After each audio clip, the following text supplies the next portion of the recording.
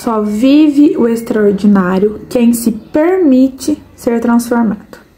Gente, a nossa leitura de hoje, ela vai ser lá no livro de Romanos, no capítulo 12, no versículo 2, que diz o seguinte: E não vivam conforme os padrões desse mundo, mas deixe que Deus os transforme pela renovação da vossa mente, para que possais experimentar qual a boa, agradável e perfeita vontade de Deus.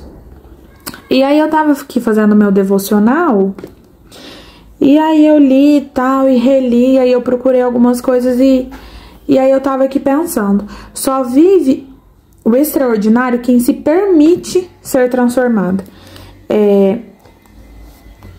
Quando a gente para observar o que tá escrito aqui, um versículo, a gente tira tanta coisa, e assim, parece que é tudo muito certo com o que a gente vive hoje.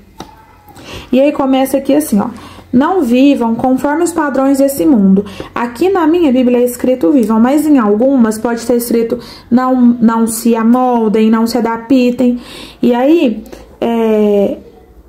aqui fala pra gente não se adaptar aos padrões desse mundo, porque assim, tudo que tem lá fora é ruim. E isso é indiscutível. Essa parte a gente não precisa nem entrar. Mas aqui já fala, não se amoldem aos padrões desse mundo, mas deixem que Deus os transforme pela renovação da vossa mente. E aqui tem uma palavra que me chamou muita atenção, que fala que é a palavra deixem. Deixem que Deus os transforme.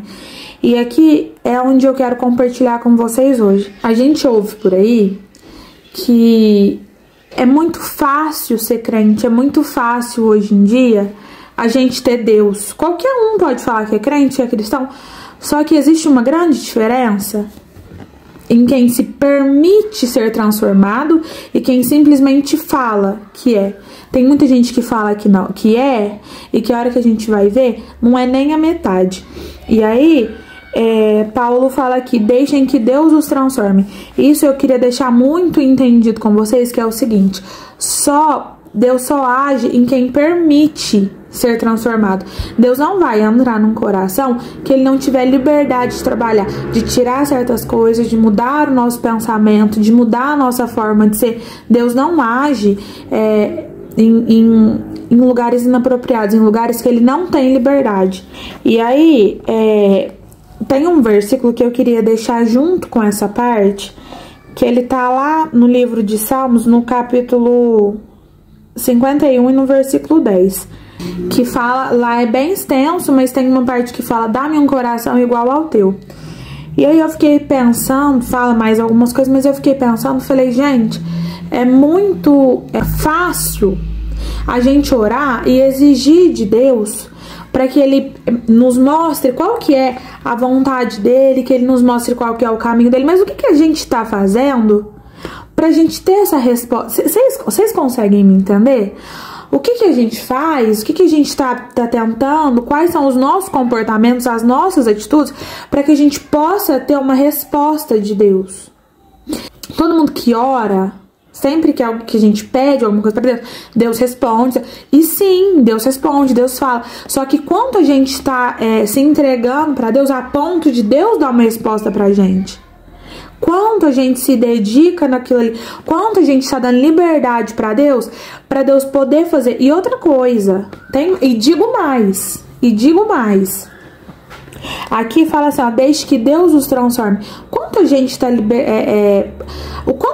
quanto espaço a gente deu pra Deus agir? Quanto espaço a gente deixa Deus fazer?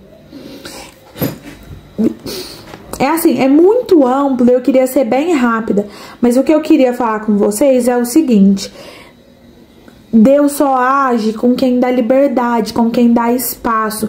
Deus não vai chegar abrindo o nosso coração, Deus não vai chegar abrindo a nossa mente, Deus não vai chegar derrubando porta e não.